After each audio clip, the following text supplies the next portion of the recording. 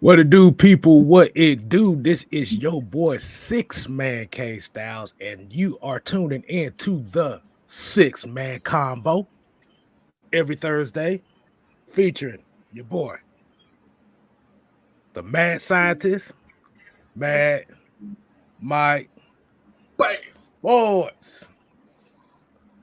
Oh, you didn't know? Better Call somebody. We are the new age outlaws in this motherfucker, as y'all already know. And before we get started on the show, I want to tell everybody appreciate y'all tuning in with us. Let us know how your day go. But before we start the show, we have a normal thing we always do, and that is the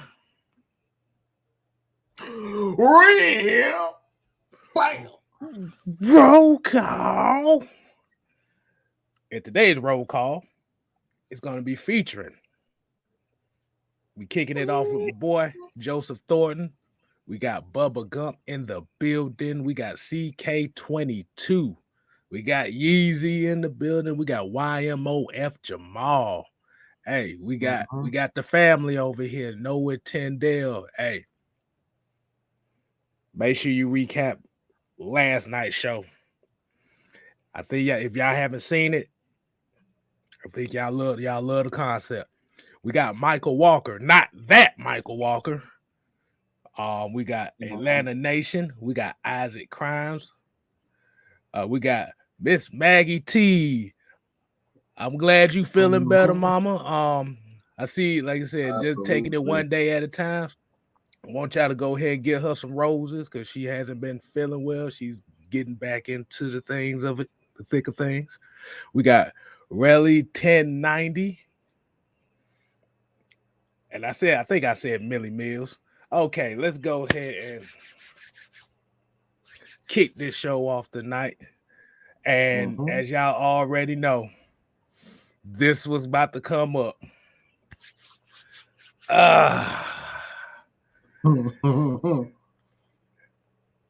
Everybody wants kung fu fighting. Them cats was fast as lightning. Dante Fowler has been released from the Atlanta Falcons. I know a lot of Falcon fans are kind of like, thank God, because he hasn't shown any production whatsoever. Man, I think one of the main reasons for the cut is, and I think a lot of people will agree with me on this one, is the production has not been there, especially for a guy that was supposed to be the main pass rusher for the defense. Where have we seen this scenario play out before? You said the main pass rush. Where have we seen? Where have we seen this scenario as a Falcon fan before? Oh yeah, the last two pass rushers we drafted. Both of them being released. I guess they saying the $4 million wasn't worth keeping. He had an incentive. He had a $2 million incentive if he would have gotten 6 sacks for a whole season, which is about average. He didn't even fulfill that. Now, Mike, how you feel about that? What are your thoughts on that?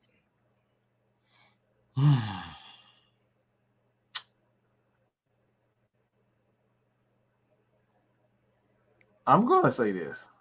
I make a little bit of noise on Twitter every once in a while. So if you guys want to check us out, myself, K Styles, most of the crew. But y'all, you also may want to join our Discord. So if y'all, you want to join the Discord, you can hit up J Rock also on Twitter as well. But we have some in-depth conversation. So only the real fans, the knowledgeable fans, you guys are able to join the Discord. Like the Discord is a place where the land of the strong. If you don't come in there with your knowledge, if you don't come in there with their real stuff, you might get ran up out of there real quick. They ruthless up in there. All right, so that's our safe haven from social media. So y'all might want to join that Discord. Anything and everything goes there. So, but I'm gonna take a little slight turn. I don't blame Dante Fowler. Dante Fowler was exactly what we thought he was. He's exactly what we thought he was. He's a talented guy, but you paid him elite money when he wasn't elite. I saw the contract from the beginning, and I was like, what are you guys doing? Why are you doing this? That contract from the very beginning, it should have never been that way. Y'all panicked and went out and made an idiotic decision because he failed to do what I stated on Twitter today, develop our own talent. So I blame this all on Dan Quinn, and I blame it mostly on Thomas Dimitrov. This is all Thomas Dimitrov. This is another guy that absolutely failed under Thomas Dimitrov, and I'm talking about on the defensive side of the ball. There's been way too many guys that have failed on the defensive side of the ball, and it's a travesty. It really is a travesty. It's like he was put in a position to be something that he wasn't. And I always say, put players in positions to do what they do best. Dante Fowler was never that elite sack guy from the beginning. He's a rotational piece, and he excels at being a rotational piece. And we put him in a position to be elite. So this is all Thomas Dimitrov's fault. 110. You can't be an elite pass rusher if you're horizontal in the air. But that too. But I think this was just one of those situations where it was. I think this was I ain't gonna say I think this most likely was a Dan Quinn decision to bring him here, because of the familiarity. Like you said, and if y'all caught Jews live yesterday as well, like you said, pretty much said 7 sacks.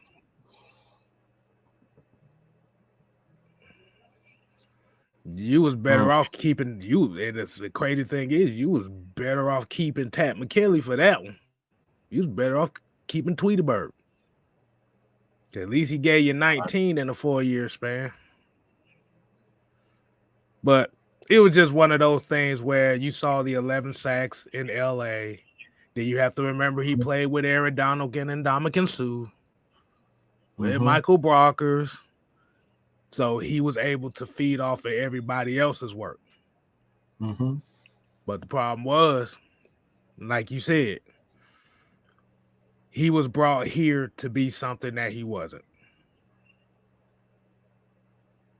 And like I said, the injuries played a part in it as well. It was the inconsistencies in the pass rush played well for it.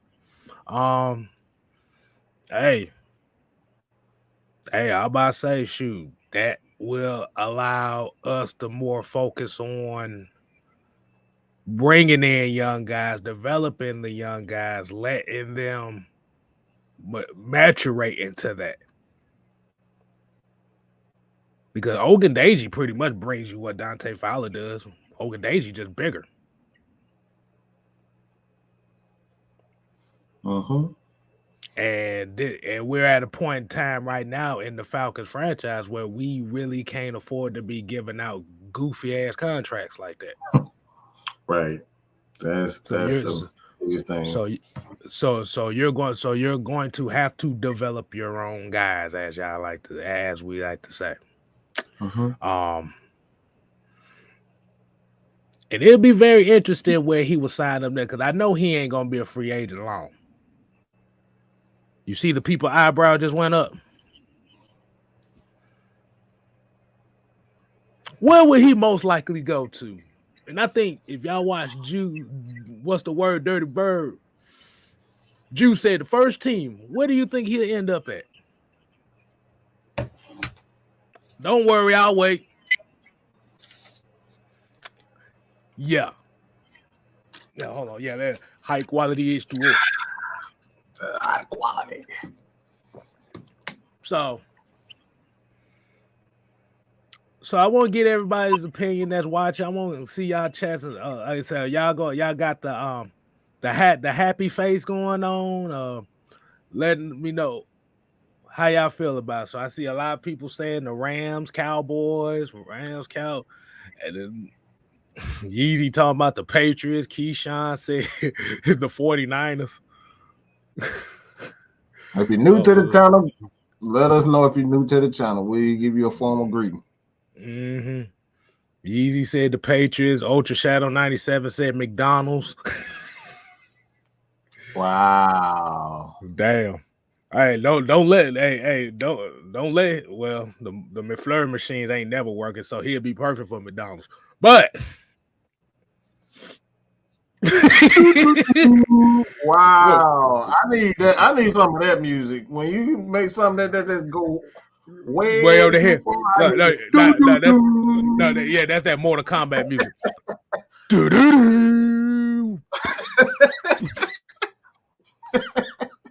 I like this comment right here by Isaac Crimes. He said the good thing is that our young guys have a year under the scheme. Yes, that is definitely. I think, like I said, you just got to keep on letting them do the thing. CK22 here said not the same regime. That's for sure. Got to be happy to see moves being made already. It shows they're proactive and knows we need change. Because the reality of it is the direction that this team wants, I think this regime wants to move into is more so of defensive, more on the defensive side. I think this is where they want to move this identity to. I really believe that too. We've been so offensive for the last 13, really 14 years since Matt Ryan got there, but it's really been since 2012. We've been like mostly on the offensive side, and I think it's time for a change. Get back to that ground and pound, defensive smash mouth football. It's cost effective for one. It's cost effective, like it really is, to play defense rather than play offense, because you can always bring in bigger and you know the easiest way to success is to run the ball and stop the run. If you can do those things, you can win at least 10 games a season at the very least, if you run the ball well and stop the run. A lot of teams go back into that 2000 Baltimore team. Like a lot of people don't know, they didn't have a ton of sacks. They just stopped the run well and they turned the ball over. I mean, they got a lot of interceptions, turnovers, and whatnot, and they ran the ball well. They did not have a great passing game. They really did not have a great passing game. They had good defensive. They had an elite offensive line and an elite defensive line. You cannot run through that front seven.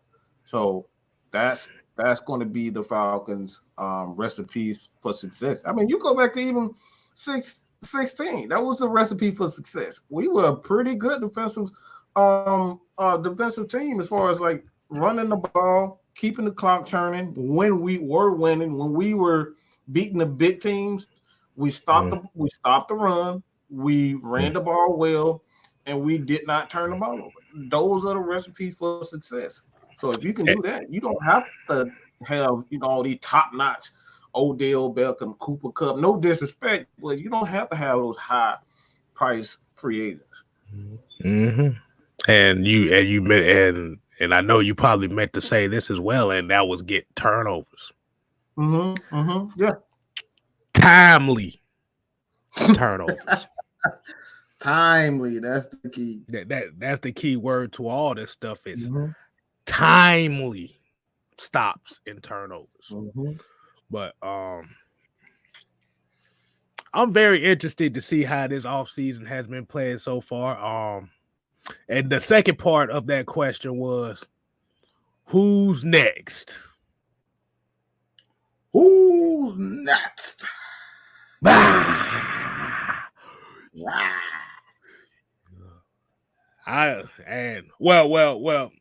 Question. Who do you think is next up on the chopping block? Ooh, I don't want to say this. Let me say before I say this person's name. I gotta reiterate this. Let's stop adding players. Let's just stop that. It's just not, unless you're gonna say something positive, man. Let's just not add players because these players go through a lot, and I think more so their family. People don't look at their family as they don't struggle or they don't see these types of things on social media, and being at their family is in the public eye like that. They can't really say anything because it'll cause even more drama when we go back and forth with their their loved ones. So me saying that, like if you got something negative to say, let's just stop adding these players. Just keep it to yourself.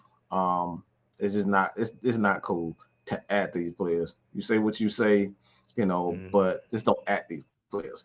That being said, the reason why I even said that, y'all probably know why I said that. But Mike Davis, I love the guy, and I believe that he will get another shot. I truly believe he'll get another shot. Does he deserve another shot? Absolutely not. I deserve another shot. Let's just keep it 100. But I think Arthur Smith really believed in this guy, and I think that's the biggest thing. Arthur really believes in him. He believes in his style of running back. You can go look at Damian Pierce, the video that we did. Again, that's a plug for our NFL draft prospects playlist. So you can go back and look at the guys that we feel that are going to be that could be in the Atlanta Falcons. So again, check that out. But Mike Davis, he does not deserve a second chance. But I think Arthur, he believes in him. I really believe that he believes in him because he's not giving anybody else a shot like that. He's not giving Quadri the ball like that. He really wasn't giving Cordero Patterson the ball like that towards the end of the season. He just he kept feeding Mike Davis. So I think he'll get another chance, but I think Mike Davis could be the guy that be cut. I just don't. We already know you give your opinion before I don't want to run my mouth.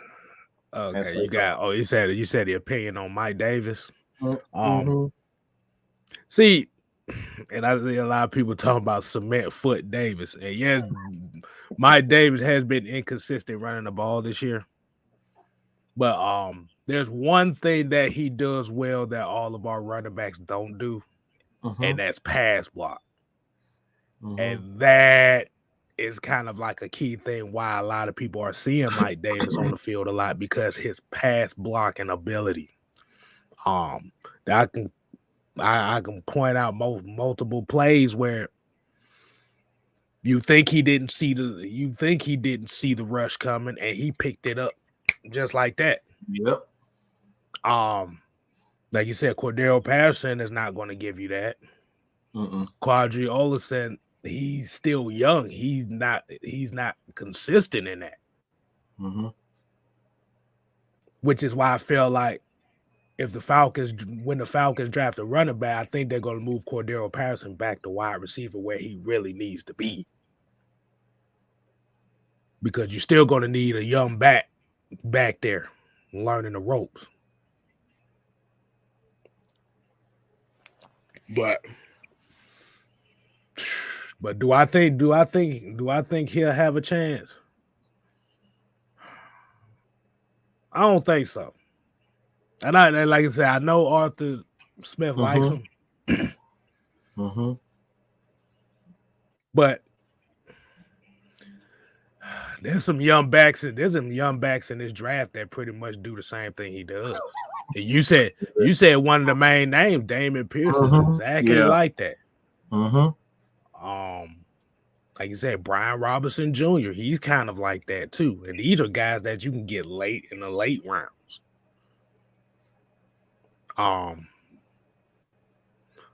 Oh shit, my homie in here. Let's get it, GA in here, man. Hey, congratulations on the 600. Shouts out to you. Dang, boy, you coming up quick. Dang. Yeah, man. Yeah, he doing the damn thing over there.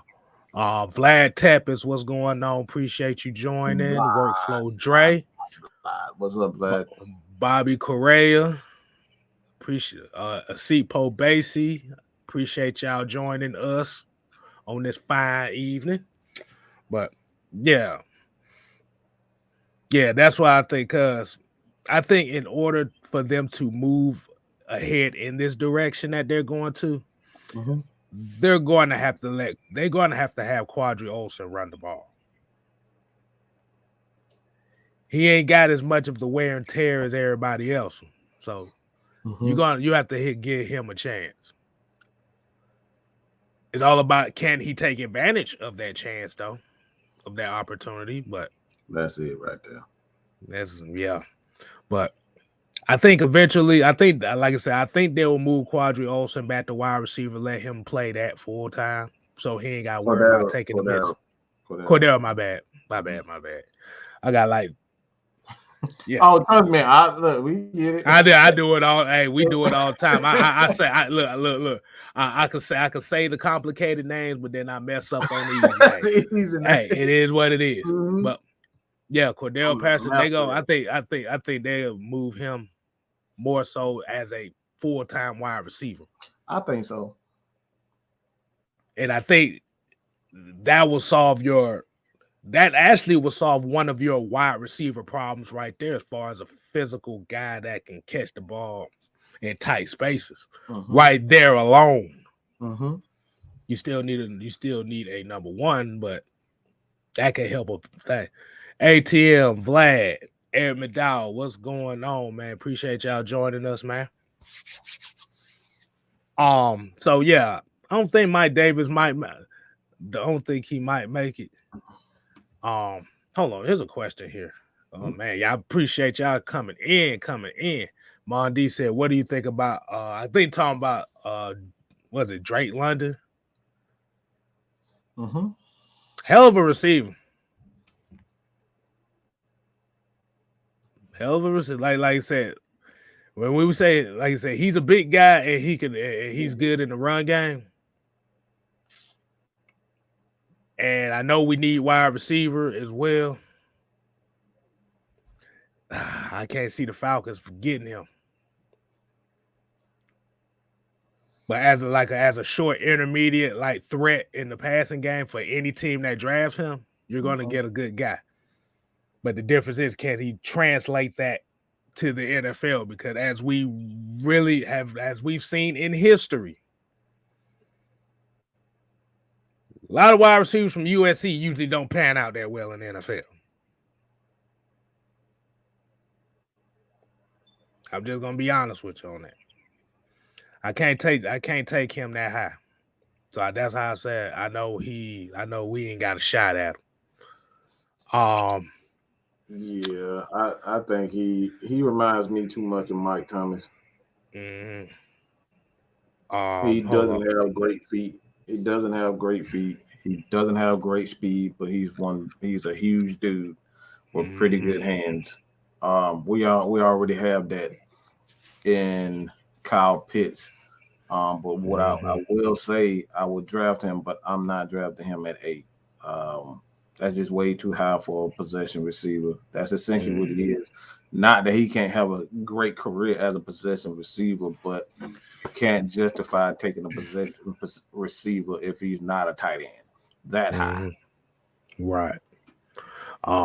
So yeah, man, like I said, he'd be a very intriguing prospect for a lot of folks. Let's put that down. Yeah, Vlad kind of agreed with us. Like, I don't know about 8 though. Yeah, not 8. I think he'd be a good receiver in our system, but not. You can't justify unless he's a tight end. You can't justify taking him at 8 at that position. Right. And if y'all leave y'all questions, we're gonna save them for like right around we get to the end of the topics as well. So we gonna sporadically do questions, but if we don't answer your questions, just know it's gonna be around the end. So definitely appreciate y'all with the interaction and stuff like that. Subscribe. Hey, yeah, make sure y'all share, like this, subscribe to 6 Man Case Styles. If y'all in Discords, if you're in Facebook groups, if you have like sports chats, like please just share, just tell everybody what we're about, man. Like we really want to get into, spreading our wings, answering questions of all types of sports, not just football. Even if it's just football, all the teams. Exactly. Whatever. But so that was good on the Mike Davis one. But I had one particularly in mind who I think is definitely going to be gone. And you saw it earlier in the chat, so we're going to talk about it right now. I just got to put the picture up. Ooh, boy, Jesus. Hallelujah. Hallelujah. Jesus. Yes. Man. I know great. Not even high quality HUO will say that, man. But damn that shit, boy. I need a shot of Hennessy. I need a shot of Hennessy thinking about that. And I'm gonna tell y'all something too. And you saw it in the Super Bowl. You're gonna need a nose. You're gonna need a nose that has some type of impact on the game. And Tyeler Davison, I've seen no impact since he's been a Falcon. I maybe seen like 1 or 2 games since he's been here that he's made some type of impact, and that was just barely even that.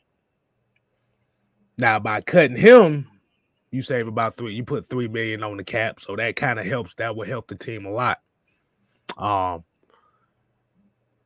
Like I said, you can still draft the Jordan Davis, or you can get whatever the interior defensive lineman you want. But if you need a veteran that I seen make more impact, you bring back Anthony Rush or Mike Pennell Jr. on a 1-year deal. I think Rush is on a he on a 2-year future deal. Yeah, I think okay. Okay, cool. But I'm not sure about Pennell. I think Pennell might be free agent this year.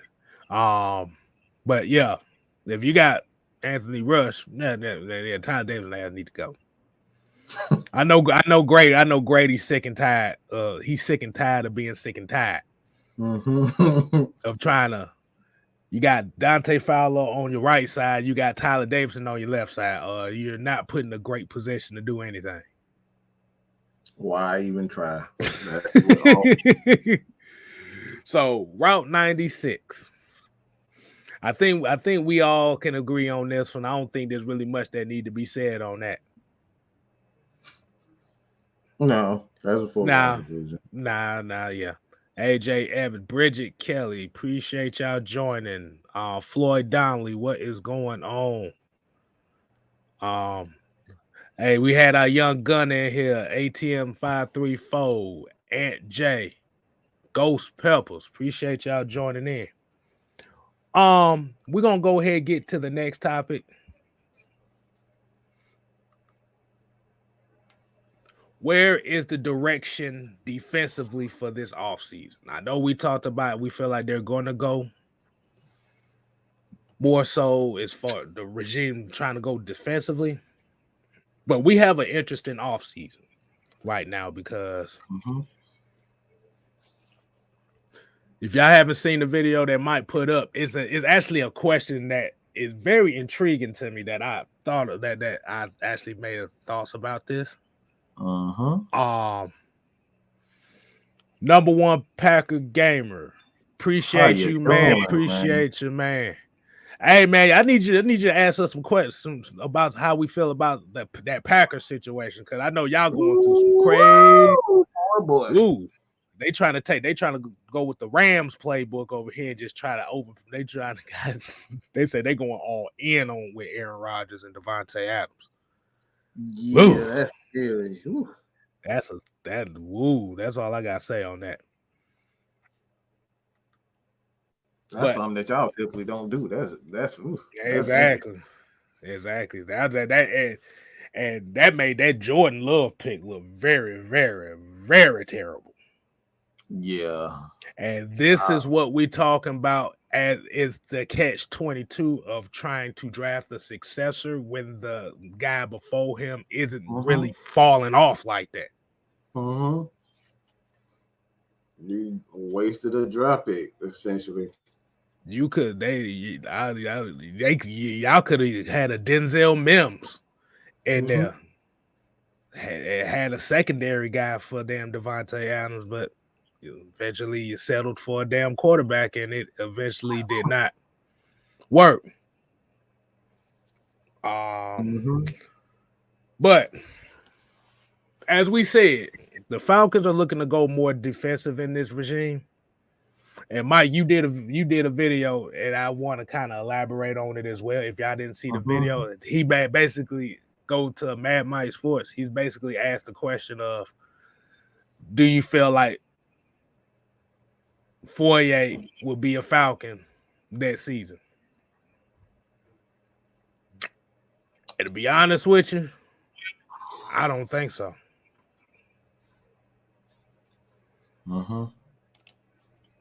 That we in such all ass on money, we can't afford nobody. Because if you franchise tag him, that's pretty much a whole cap. If you re-sign him, that's pretty much a whole cap. And like I say, it's kind of a bad thing. And then, like you said, at the same time, we need pass rushers and we need defensive line help. So I think more so. Okay, here, Mike, here's the question. Are you more concentrated on the defensive line, the edge rushers, or a linebacker?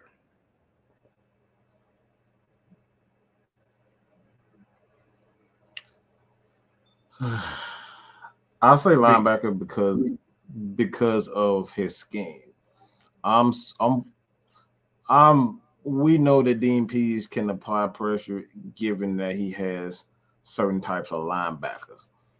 Linebackers are easier to replace than edge rushers. So you're going to focus on edge rushers anyway, but if you have the right linebackers that are athletic, you can get them on the inside, outside, apply these blitzes, draft these big guys like Anthony Rush and put them and plug them. And you can kind of use blitzing schemes to kind of create pressure on the edge. So like you can create edge pressure, but it's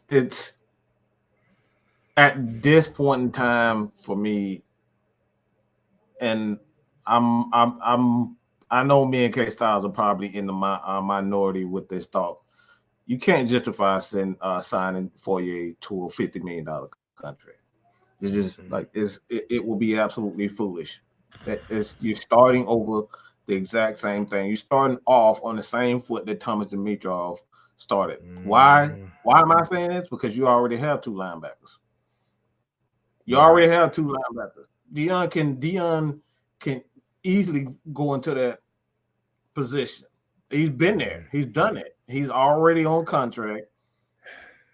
And you got Michael Walker, who's shown that he has some ability. I'm not sure if he's better than Fourier. That's way too early to even say that because he hasn't had the snaps to even prove himself. But he's shown potential to be a potential playmaker. Like he's shown that he can make plays, pick six, some tackle for losses. Like he's shown that he can make the proper reads and be physical, as well as athleticism. So he's shown that. But to give Fourier $50 million and you don't have an edge rusher, like let's just be real. Like just look at that in itself. You don't have an edge rusher, but you give your middle linebacker $50 million. Just think about that. Yeah, man. Like I said, we all love Fourier. We all love what he does and what he's meant to this team. But that's just one of those things. That's difficult. It's difficult. It's difficult. Like you said, this is one of those reasons why you have to have a comparable. Not even you have to have a comparable GM and scouting department to be able to, and a coaching staff that will allow you to develop players. Because if you're developing players right, or if you have somebody that's development minded, see, now you're not going to be put in situations like this to where, okay, we strap for cash and then we got to make all these cuts that's going to hurt that's going to hurt the fan base and all that stuff. But yeah, man, it's smart ride. Smart ride. That's what I'm saying. Like I said, I love to keep Fourier, but that's like again, we have issues up front. We don't have an edge rusher. That's the clear leader. How can you justify giving a middle linebacker who isn't your impact player? As much as I love Fourier, we know Grady and Dion and Terrell are the impact players. I cannot justify giving him 65 or even 50 million. That, like I said, that's a hard decision. But the Falcons already have linebackers in place that know the scheme. We know Dion knows the scheme. We know Michael Walker knows the scheme. So if we drafted a guy to be a backup, whether it's a depending on the position, they'll be able to fill in. Put a veteran behind those guys, and you'd be good. But it's this is probably one of the most difficult decisions. Like I said, I don't think many people. You can go ask other people and see what they think. I love to see what they think. So you just check them out. Anybody, like I said, anybody. But I can't justify giving a middle linebacker $50 million when I don't have a pass rusher. Like, let's just be real. We don't have a pass rusher. And then I'm gonna answer that. I was about to answer that after I get to this comment on AJ Evans said it's easier to replace D-line because if his sole purpose is to stuff holes, then you can get some big dude. I believe Anthony Rush, who was on the street, was somewhat passable. And you have to remember, Anthony Rush still young as hell too. He's only like 24, 25 years old. So he's still young. But yeah, because I'm gonna ask a lot of y'all who are Falcon fans, are y'all tired of seeing your team at the bottom of the league of getting sacks? Yeah. Like you said, right now, the best pass rusher we got right now is Grady Jarrett. He's a defensive tackle. Just think about that.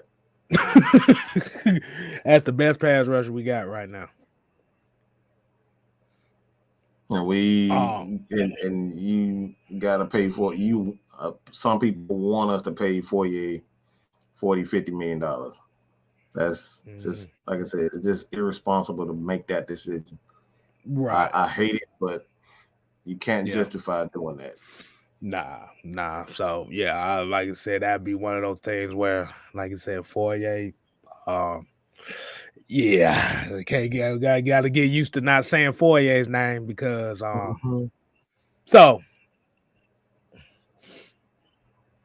because and you said the key word, and that's like one of my most favorite phrases I always love to say about defense. You can never have enough pass rushers. So my question to you is, and we saying this, so is Jordan Davis, is he really a priority if we can't get no pressure on the outside?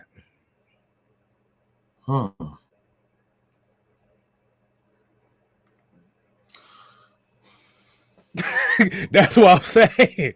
That's what I'm saying. Because everybody loves Jordan Davis, and like I say, it'd be very interesting if Jordan Davis failed. But the only reason why I would say, oh yes, is because you still got Grady Jarrett, and he will be able to command a certain amount of attention. That's the only way. I'll say we'll be able to get some type of pressure, but the pressure won't be coming from outside. I can tell you that much.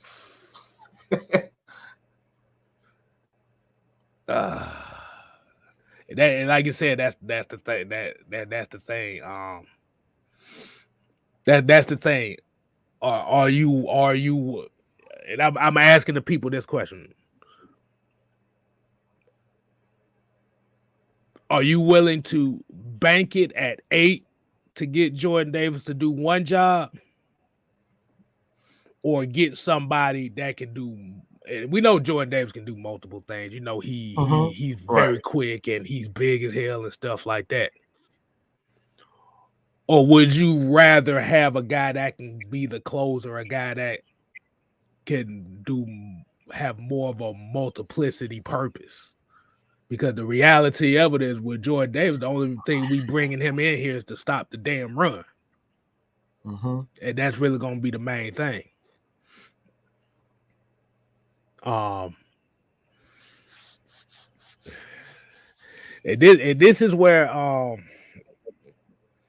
if that came up into fruition and stuff like that, if you're talking about linebacker, if you're talking about trying to replace Fourier,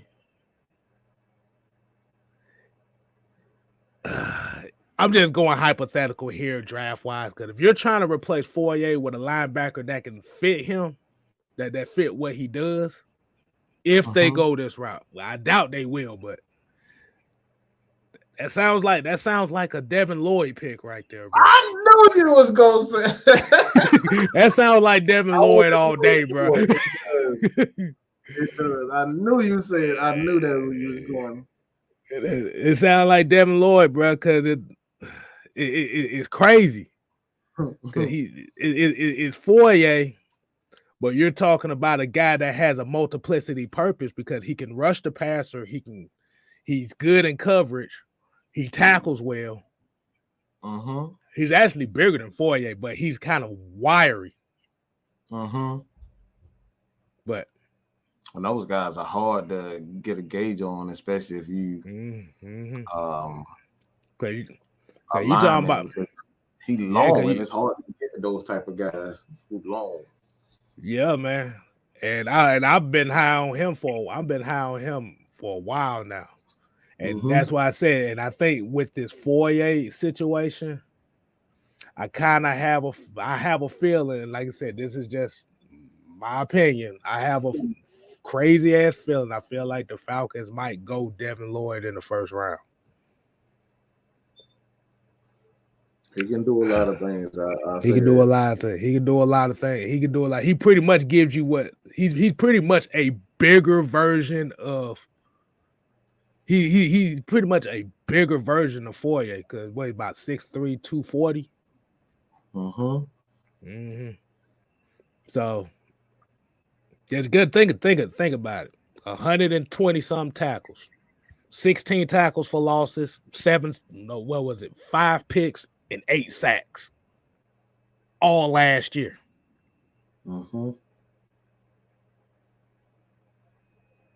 That's a multiplicity person right there.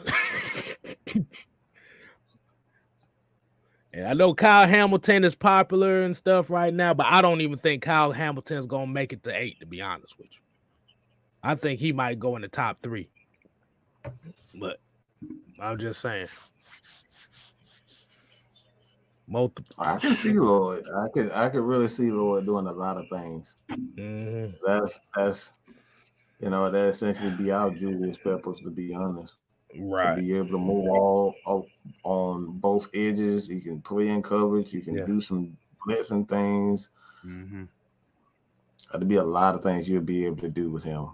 Right. So I don't doubt that. Yeah. So would you take him at 8?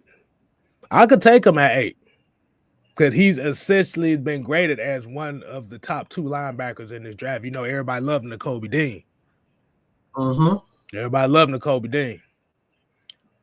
But that's one of those picks that you can actually trade back a few spots and get more compensation for. Because even though Devin Lloyd is one of the best linebackers in this class, he's not as far as being ranked as far as overall wise. You can trade back and get that.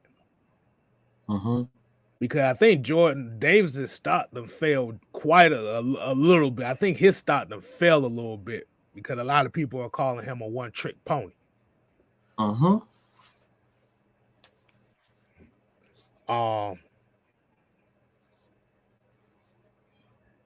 And Vlad said he can dominate at outside linebacker. Actually, he can play outside and inside. Explosive on both in both spots. But it's gonna be interesting on how they attack it. Like I said, this ain't the last of the conversation we're gonna have on it. But like I said, it's just something to think about. So I'm gonna ask everybody a question here. Would you rather address the defensive line, pass rushers, or inside linebackers? Will be your number one priority? And while we doing that, let's see. We're gonna get in a couple comments here with that. Okay, Vlad say that.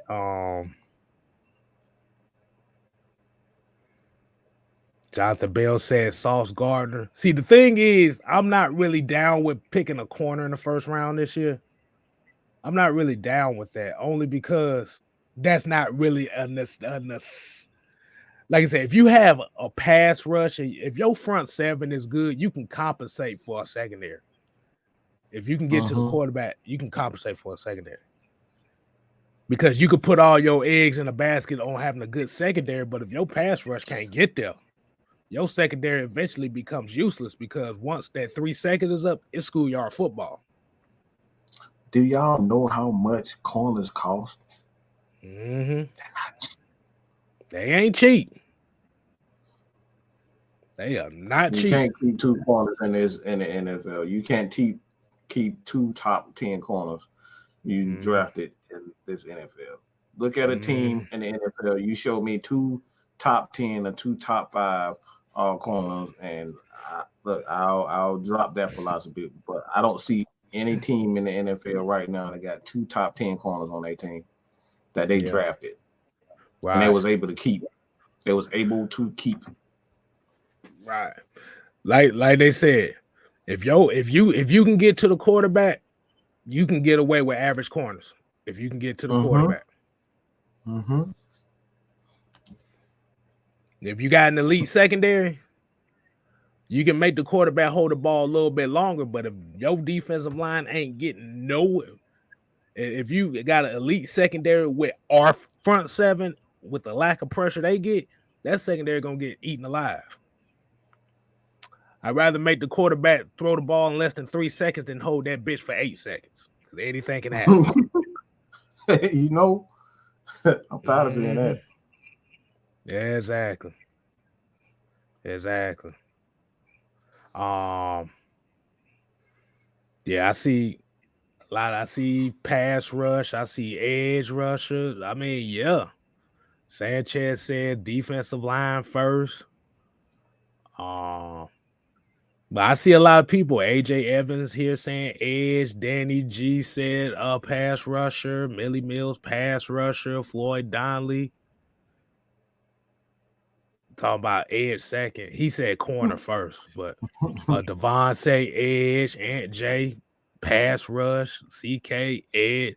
Vlad said. Keyshawn said the whole entire defensive line. And Noah got a good point here. Ask the Dolphins how expensive corners are. You can't pay high end for 2 corners. Because that would essentially be a wasted pick if you love AJ Terrell like that, and then you have to pay a corner that you picked in the top 10. And then, like you said, you basically going right back to what Thomas Dimitrov did, and that was literally make your secondary the highest paid on your defense. Remember, Robert Alford and Desmond Trufant got paid contracts. Ricardo Allen got paid pretty well too. Exactly. So, DD said definitely pass rusher. Ultra Shadow 97 pass rusher. Sanchez Deal said, would we pick Jermaine Johnson at 8? Hell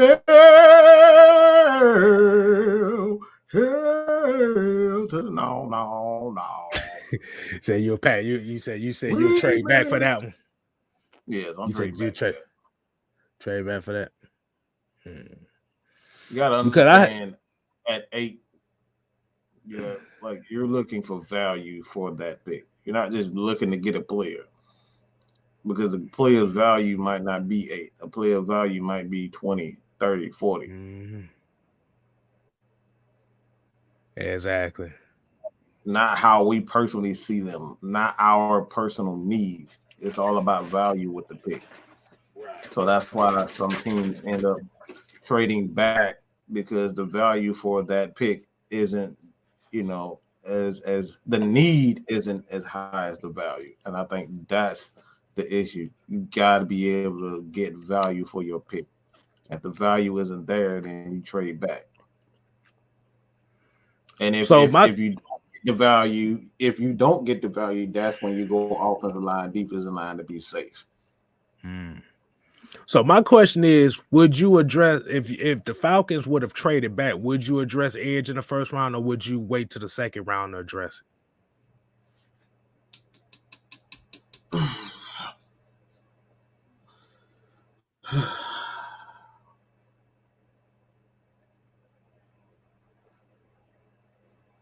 Because to be honest with you personally for me, if I'm the Falcons, and this is just my personal opinion, I'll trade back out this spot, to be honest with you. As crazy as it sounds, I would rather trade back out of this spot. Because like you said, and you brought up something I didn't even think about, it's the value. What is the value for it? Every player has a grade, and especially it's based on his talent and his skill level, the amount of skills that he has. So, like a guy might be the best edge rusher, but you look at his overall skills. Is he just an edge rusher? Can he play the run? Can he drop in coverage? Is he strong? Because a lot of edge rushers may not be strong. They're just edge rushers. So it has to be, like, again, that's what goes into balance. That's why you draft guys like Chase Young, because Chase Young can play the run. Yes, he's a amazing athlete, but he can play the run. He's just not an edge rusher. So a lot of guys just only have one skill set. They're either a cover guy, they're just a tackle guy, they're just like a safety. This is a hard hitting safety. So most guys only have one skills, and it's not often that you see a lot of players with multiple skill sets. And those are the players that you draft higher because they have multiple. And that's what he was talking about, multiplicity, having multiple skill sets. That's why Devin Lloyd is ranked so high, because he can do so many different things. But you can end up putting him at inside, outside, to be an edge rusher. Like if you don't have one of your pass rushers go down, guess what? I got to see what Fourier can do. I can do what Devin Lloyd can do. I can see what Dion can do as a pass rusher. Like these are the reasons why you have these multiple these players with multiple skill sets, and not focus on one particular skill. Oh, we need an edge rusher. We're gonna go after the best edge rusher. Well, that edge rusher ain't no goddamn good on first down. Right. We're getting blown up. Like, you see what I'm saying? He will get blown up if he just a edge rusher. Yeah, we need an edge rusher, but then the next pick will have to be, all right, we got an edge rusher, but can the motherfucker stop the run? And then here you go, you draft the defensive tackle or the backup behind him to stop the run. So like when you draft those guys with one skill set, that's a domino effect. You got to spend another draft pick on a guy to compensate for that. Yeah. Okay. Yeah, that's why I said that's why I said the more that I start thinking about it, and I think, like you said, I think we get so hyped up. We were so hyped up about Jordan Davis because he's big and he's good in tight spaces and he's strong as hell. But think about it, by trading back, not only is the first round pick gonna cost less, you get more out of your return. And we're especially right now in the spot where we can't afford to be overpaying people. Or I just stumbled into something that I really just didn't. I didn't realize that I did, but that's the reason why we drafted Kyle Pitts. Value. You can put him at multiple positions. You can use him at tight end. You can use him at H-back in the backfield just to be that H-back. I know that Klein Salsa. I don't know if people remember Jim Klein Salsa. He was an H-back tight end. Yeah. He would line up as a fullback and he would run tight end routes. He would line up at tight end. You could do so many different things with Klein Salsa. So, like, these is why you got these, these guys who can do the multiplicity players, because you can do so many things with them. Mike Allstott. Mike Allstott was another one of those guys who was a multiplicity player. You can use him at running back, you can use him at fullback, and you can do so many different things with him. So that was why these guys go so high, because they can do multiple things, and then you can draft those other guys just to do that one thing to cover up for their weakness. Because that's why when the Falcons drafted Vic Beasley, that's why it looked like it was bad, because he could only do one thing.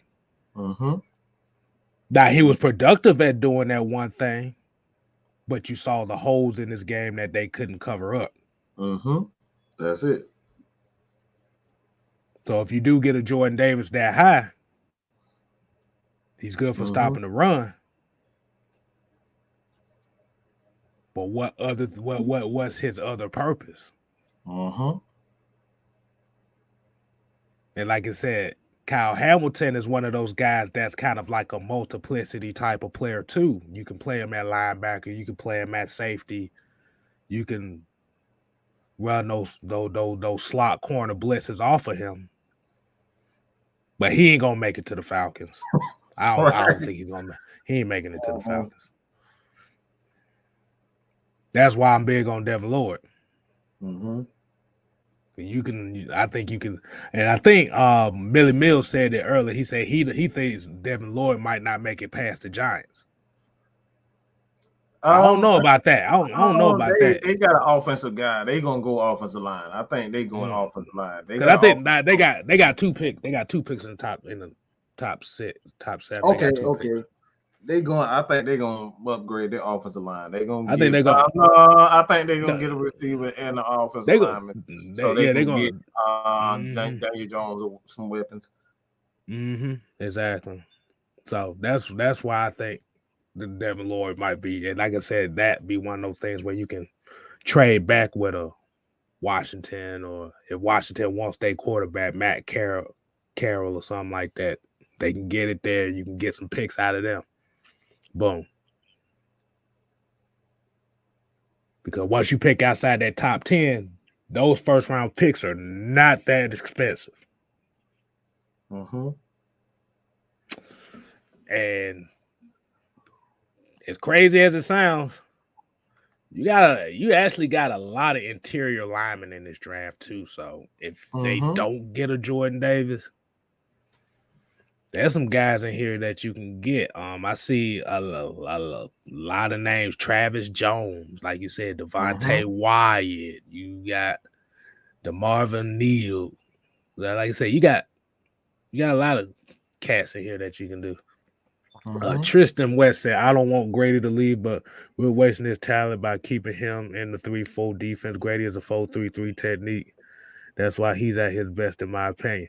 And go ahead. I think I'm about to say we've kind of addressed this before. That's why you need pass rushers on the outside. Because even though Grady is kind of undersized,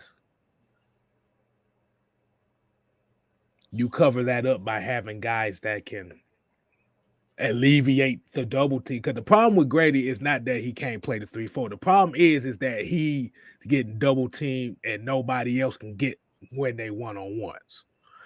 That's really what the issue is. And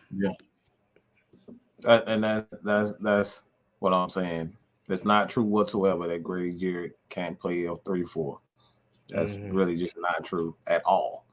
And plus, if you actually look at how the Falcons played this past season, they technically kind of play a 4-3 as well. And that's why I was going with it, because what a 3-4 is essentially a 4-eye and a 3 tech. If you look at Pittsburgh team, and this is a perfect example why I'm saying this, why it's not true whatsoever. Because Pittsburgh, their entire defensive line is about 280, and they have a big guy, but he's the guy that's a rotational guy. He's the rotational guy, but he's not the starter. But if you go look at Pittsburgh's entire defensive line, that defensive line, they're about 270 to 290, and they all are 3 techs. They're very good at penetrating and getting in the backfield. So that's a strength of Grady Jarrett. That's a strength of Taquan Graham. That's a strength. Even Ogumdeji. I don't think people realize how big he is. He's a guy who's a goal about almost 270. And he can play in that role also. So when you look at Grady Jarrett and a 3-4, I just want to kind of give you like these. All right, what a 3 tech is, you got the tackle and you have the guard. A 3 tech plays in between those two guys. Wherever there's a guard and a tackle, that's why it causes confusion. That's why a lot of offensive linemen have trouble with guys like Grady Jarrett, because if you put a guy, if you put a linebacker, you put a corner on the outside of them, Grady Jarrett normally is going to beat that guard. And a tackle, if you got a faster guy on the outside, like a Von Miller, like a Vic Beasley, like a Leonard Floyd, you can't get out quick enough. That's why when you look at the last play on the Super Bowl, that's exactly what happened to Aaron Donald. The guard was not quick enough to get to Aaron Donald because Leonard Floyd got on the outside. He took it away. He took the tackle away immediately. So if you got a guy that can get upfield real fast, like a Leonard Floyd, he gonna take out. Like Aaron Donald gonna beat that guard every time. So all you need is a guy outside of Grady Jarrett that's got enough speed who can get upfield and take those one-on-one. So a 3-tech is perfect. A 3-tech is perfect for Grady Jarrett. A 3-4 is perfect for Grady Jarrett. All you need is, again, that's want to know another example. That's why TJ Watt has so many tackles, because the 3-tech, the defensive end, the 3-4 defensive end, he kept getting penetration. Anytime you got outside linebackers with 15 plus sacks, it's because that 3-4 defensive end is getting interior pressure. He's taking away he's taking away the guard, so the tackle got to play one-on-one. And anytime you leave TJ Watt one-on-one, he's going to win. That's the same thing that happened to Denver in at 3-4 with Wade Phillips. The same concept. Nothing has changed. So you need those interior guys like Grady Jarrett in order to take away the guard. You want to take away the guard so you can play one-on-one with those tackles. And Bubba Gump here said the Bengals O-line got split like the Red Sea on the last play of the Super Bowl. Shit, they split them motherfuckers in that fourth quarter, bro. Yeah. Let me see. And Tony Wright, I guess, said Travis Jones will be better. And here you go. He said Travis Jones will be a better value, and he doesn't come out the game neither. I'm gonna take a look at Travis Jones because I've been seeing this name a lot. I've been hearing and I ain't got a chance to really look at him like that. So I'll go and take a look my damn self. But they say 6'5", almost 340, so he's pretty much damn near the same size as Jordan Davis. Good God. Yeah, that's a big dude. That's a big ass dude. He played the UConn. So that means you can get him for the cheapo. You can get him in the cheapo. That's fine with me. Because we have to get out the mindset of thinking that the players that we want is going to be available. We got to get out this mindset. Right. We got to start thinking, okay, if this guy's not available, who's the next guy? Who's the next guy? And and like Mike said, if you watch a lot of the videos of the scouting videos that we do, like you see Mike and you see Jew kind of that, like I said, you see them hitting the basic guys, and you see now you start to see us start talking about those guys nobody's talking about, because those are the guys that can bring you the most value with the right coaching. They ain't gonna cost that much. They said they call him Dre said they call him a dancing bear. I don't like the way that sounds, but I rock with it. Hey, shit, anything that got a bear in it, I'm fine with that. Yeah, you're right about that. We got a dancing bear. And Sanchez Deal said Travis Jones isn't that good. We'll see. We'll see how it go. Because, like I said, I'm not picking. At the end of the day, and Mike is going to agree with all, and we all on agreement, I'm not picking at 8. I'm getting out that top 10. I'm getting out that top 10. I'm getting out of it.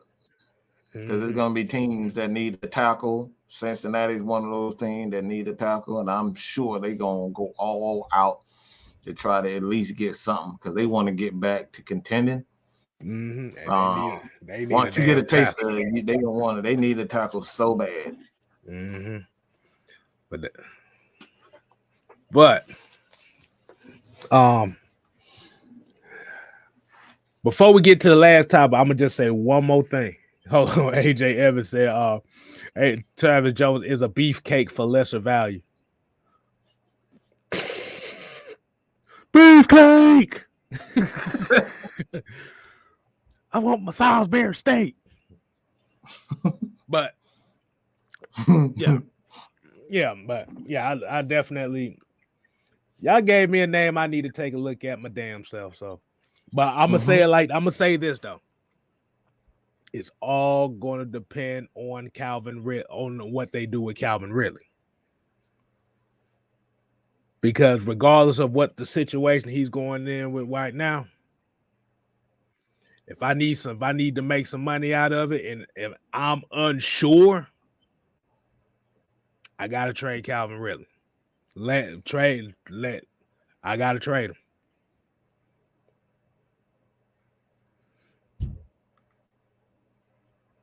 Because hell yeah. To the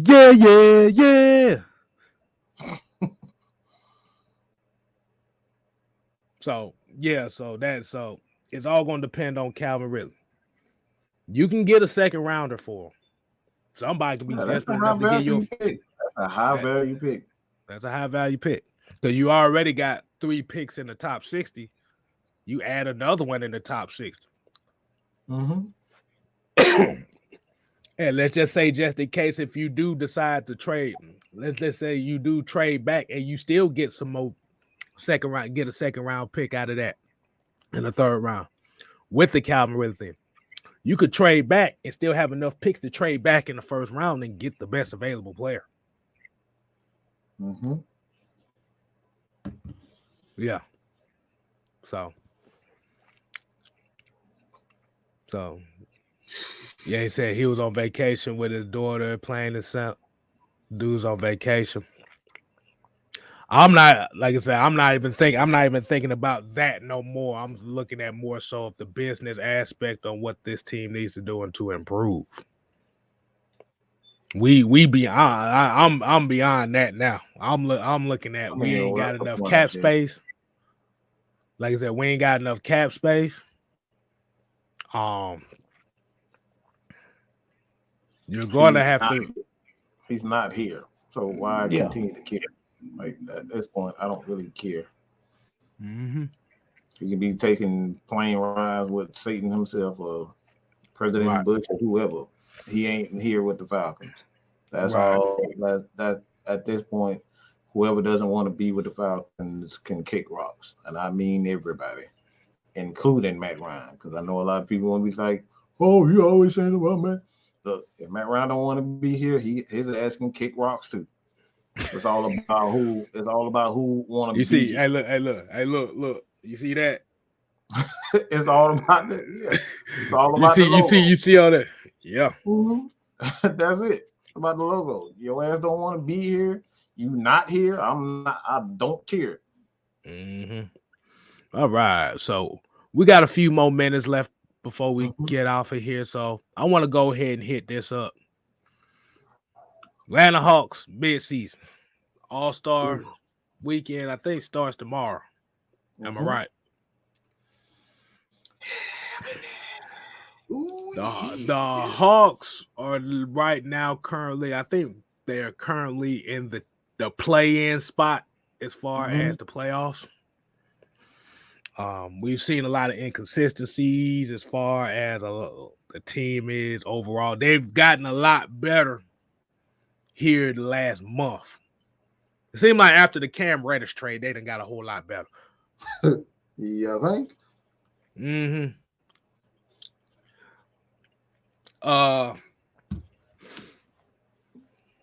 What do you think I was about to say the Falcons. What do you think the Hawks are going to have to improve on to make that push in the playoffs?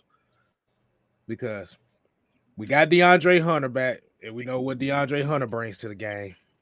You know, like you said, and that's what we were missing. We were missing our best defensive perimeter player for a while, who was a 3-and-D guy. You see, I'm about to say, you see Gallinari stepping up a little bit here. You see, like I said, it's like the only consistent really has been Trae Young so far. You've seen inconsistency from everybody else, but you're starting to see they just need to put a run together here. Yeah. Southside here said, man, Hawks got better and the Knicks got worse. They damn sure did, boy, because my homeboy a Knicks fan, and he depressed right now. Oh, I know. They really are. I saw a picture of Spike with his like. Hey, man. Hey. But I would just say, go ahead. No, you good. Go ahead. I'll end it off on that. I say you go ahead and give your thoughts on that. The Hawks have enough defenders. I think the issue now they just don't have a consistent score outside of Trey. I continue to say I love John Collins, but he is an absolute bomb when it comes down to consistency. He's the worst guy that you want on your team because you can never all you can rely on him to do is damn dunk the damn ball. We know he's gonna dunk the ball every fucking game, all right? But as far as hey, Mike, where have we seen that before?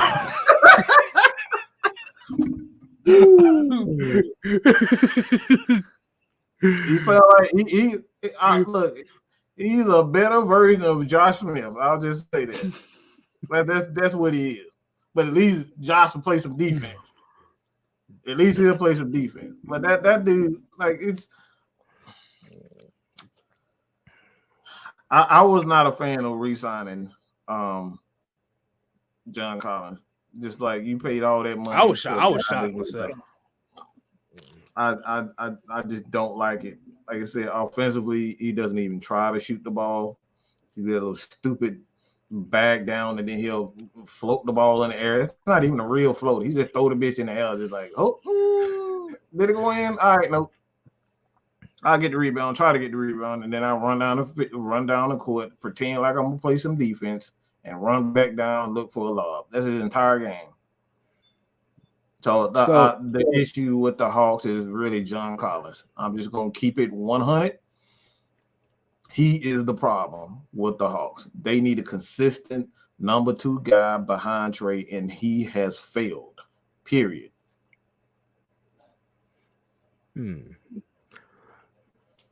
So my question would be is, So for what we're basically saying is, outside of Trey Young, you really have nobody that can create their own shot. Not one. Bogey is always going to be a streaky shooter. He's going to get you 15. He's going to get you 13 to 15 points a game. That's good. You might get that. You can get that from Herter, but you need that guy that's going to get you 15 to 20 next to Trey. And John Collins continues to show why he's one of the most overrated big men in the game. It's just like he's a poor man's Josh Smith, but right now Josh Smith ain't in the league. He is pretty much Blake Griffin. He's Blake Griffin. That's all he is. That Blake Griffin before he had to change his game up. Before he had to change the game up. Yep. He's Blake Griffin. Okay. So by saying that, are you do you think we should be confident enough that they can still make a run towards the playoffs? Or is it just one of those things where it's like we just gonna see where it goes? They can make a run to the playoffs. I mean, he's Trey, bro. Trey is a machine, bro. That dude, this dude's 6 feet tall. I don't even think he's 6 feet tall. I think he's like 5'11". I think he's like 5'11" or some shit like that. Yeah, that dude about 170 pounds. That's it. That dude is small. Man. And he out there playing with he going to the hole. Like that dude got no fear whatsoever. Like Trey is a monster, man. But he reminds me. You know what he reminds me of? I know you're not as crazy. Allen Iverson. No, he reminds me of Allen Iverson. He reminds me of Iverson, but not as crazy. He reminds me a lot of Isaiah Thomas. Isaiah Thomas used to talk so much shit, and he will back it up. Isaiah Thomas / Gary Payton. Trey always talking shit. That dude don't never stop talking. He never stop talking. That's what I love about him. He's an everybody's face. He an asshole, bro. Why he is. He never stops. He an asshole. Yeah, that's why I say he's Gary Payton. He is Isaiah Thomas. That dude never stops talking. He never stops. On the record. Hey, look. On the record, he's talking about Zeke, not fire hydrant Isaiah Thomas. Right. Not fire hydrant. Bad boys. Zeke, bad boys Isaiah Thomas. So right. We got to put that disclaimer out. Yeah. But I think with Trey, the thing that helped Trey this year was, and like I said, I'm going to continue to say this in the NBA right now, the most deadly shot in the NBA right now is the mid-range jumper. Mm-hmm. Because everybody's playing for the three or they playing for the drive. Mm-hmm. If you, like I said, that stop pop mid-range jump shot is gonna make you a lot of money in the NBA. And I think with these foul rules that they've tried to implement, I think Trey adjusted his game enough to where it hasn't really become an issue for him. And that's where you really seeing Trey Young and his consistent scoring and stuff like that. Like I said, DeAndre Hunter, he serves the purpose. Like you said, that's your best wing defender. Like I said, we missed that. Capella and Okongwu, they giving you what they get on the glass. And like I said, those are guys that you're going to need. Like you said, the issue is you don't have a secondary. You don't have a secondary guy that can create his own shot. They really don't. You would think that guy would learn how to post up. This dude still has not learned how to post up. How the hell are you a damn forward and you haven't learned how to post up? What's wrong with you? Well, to be honest with you, most damn forwards and centers can't post up nowadays. No way. The only one that really knows how to post up is damn Joel Embiid. And he barely does it. That time.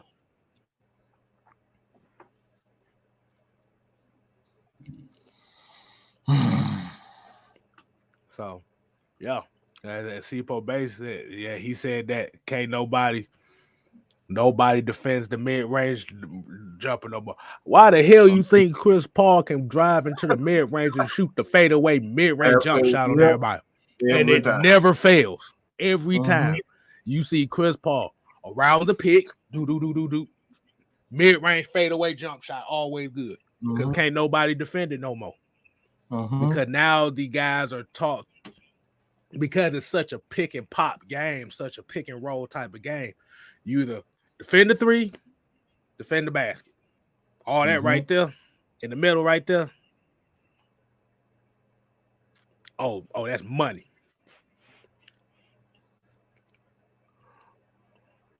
All right. But yeah, Lou Will definitely does it too. Yeah. Lou Will definitely does it. Lemon Pepper Lou does it. That's what he brought. He brought here for the playoffs, man. Like he's not brought here to be a top scorer like that. You need Lemon Pepper Lou for the playoffs.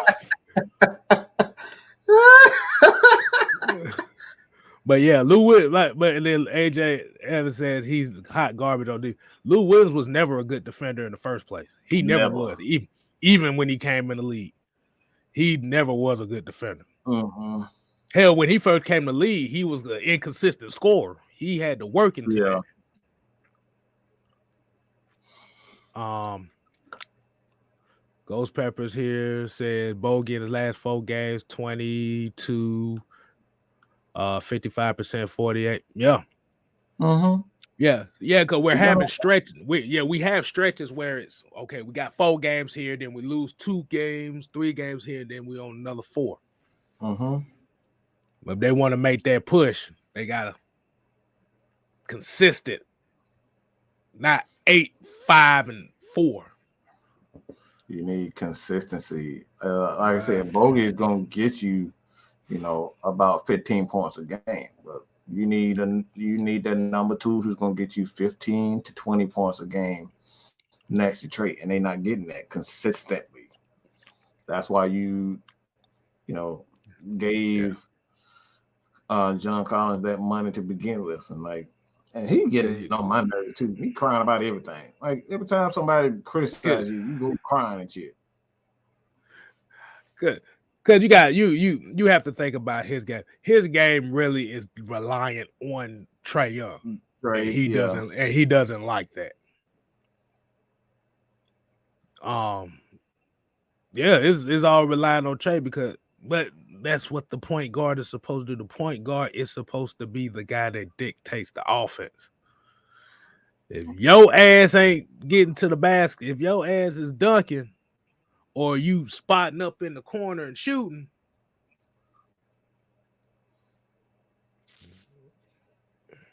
hey man, I about to say, do we have another Cam Reddish situation here too? The only difference is you got paid. Mm-hmm. Does John Collins really want? Is he kind of like that guy that wants to be the star of the team? Mm-hmm. You gotta learn how to create your own shot. Like I said, if you can't, if it's just one of those cases where, and like you said, and when we talk about creating your own shot, I know everybody knows what creating your own shot is, but for those that probably don't know what we talking about, I give Mike the ball, and Mike be able to get to the basket, be able to create space to hit his jump shot. I ain't got, like I said, it takes the pressure off of me. Mm-hmm. I don't have to be a playmaker all the time. And vice versa. If he the point guard and I'm getting the ball and I'm do jump shot, boom. Mm-hmm. I don't have to rely on him to get my buckets. And he don't have to rely on me to get his buckets. And that's kind of what we don't have right now. They want Kevin Huerter to kind of be like that, but he's inconsistent in that role. Mm-hmm. He said Gallo, hell no, he can't do that. Gallo is streaky. But he come through when but thing is he come through when they need him to though. That's why I give Gallinari credit. Absolutely. That's why I can't talk shit about Gallo's game, because when they need buckets, it ain't John Collins. It's Gallinari that come through. Yep. So, but we're gonna go ahead and before I say it, Stephen A. Smith. I know you heard what this fool done said. Sit your ass down. He said Darius Garland should be a starter over Trae Young in the All-Star game. Who the fuck cares? They all gonna play the same minutes.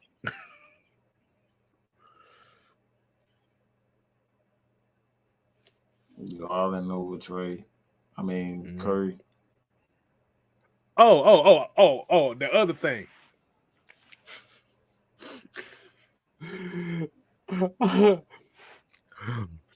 I was watching Undisputed. Skip Bayless said something that was motherfucking crazy as hell.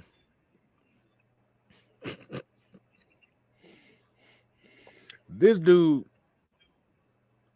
literally said Cooper Kupp was better than Calvin Johnson ever was. This is who? Skip Bayless said. He said Cooper Kupp is a better. This is how he didn't say it exactly like that. What?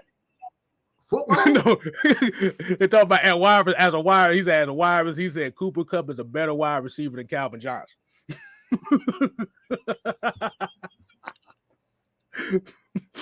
Man, that man be. I know he be free basing sometimes. That dude be talking crazy.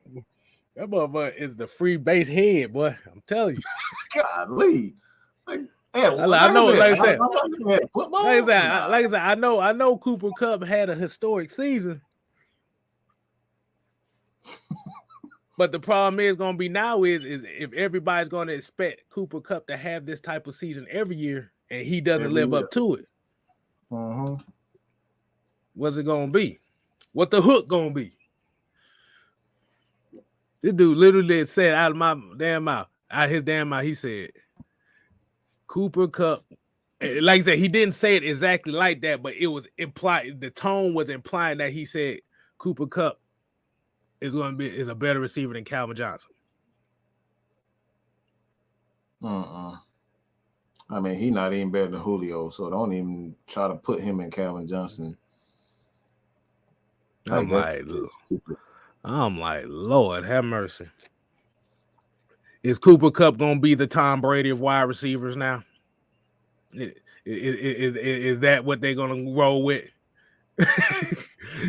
You did not just say that. I was going there. Is that what we? But it didn't come. I didn't want it to come out just yet. But is he gonna be the Tom? Is he gonna be the Tom Brady of wide receivers? They already tried to put Christian McCaffrey at the Tom Brady of running backs until he goddamn got hurt. Y'all know what we talking about. Whoo, boy, that's another topic for another day. That's a whole other topic. we about to end this show tonight. Brian Peoples came with the Booker T. He said, "You didn't just say that. Tell me, you didn't just say that." Yes, I did. So the narrative, I'm guaranteed the narrative for the next couple of years is going to be they're going to try to paint Cooper Kupp as one of the best receivers of all time. Better than Jerry Rice and So we talk about that another time. But we appreciate everybody tuning in to your boy 6-Man K Styles and Mad Mike Sports on the 6-Man Combo tip. Like I said, everybody, we appreciate y'all. Like I said, make sure you go subscribe to 6-Man K Styles as well as like, share these videos. Share them to your Facebook groups. I know a lot of people in your Facebook groups, whether it's fucking Reddit, Twitter, whatever. Please share it. They really do help us and help people find. Like, we need some real shit out here. All right, enough of this fucking watered down podcast. And no disrespect to them, but we need some real shit out here. We need people that cuss. We need people that's different ethnicities. We need variety. I'm tired of seeing the same whitewash bullshit on TV. You know what I'm saying? I need some edgy shit. I need me some damn Joe Rogan, and I know that's not gonna hit well with some people, but I need motherfuckers that's gonna come out here and be who they is. If you fucking redneck, bring your ass up. Like, do a damn show. Like, whatever you are, be who the hell you are. I'm tired of this damn, this corporate. Watching this corporate shit. Like, we need some edge. All right, we need some edge. We need people to be different. We need some anime freaks. Your ass is an anime freak. Bring your ass on. Do a show. We need variety. Okay, we need people to be themselves. Okay, yeah. I'm about to say, I know that ain't gonna hit with a lot of folks, but like you said, like you said, I got where you was going with it as far as being yourself. Being yourself. Be who you are. That's it.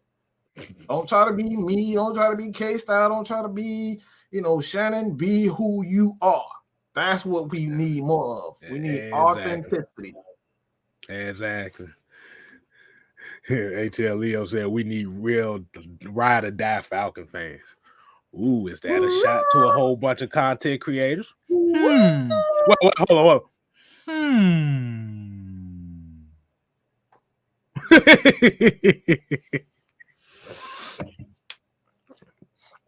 But until next time, for Friday Night Madness tomorrow,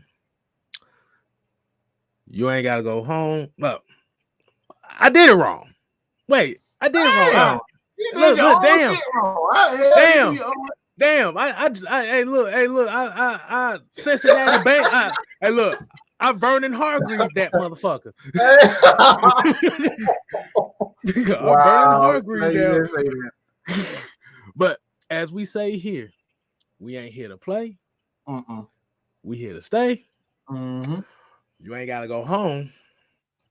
But you gotta get the hell out of here. Deuces.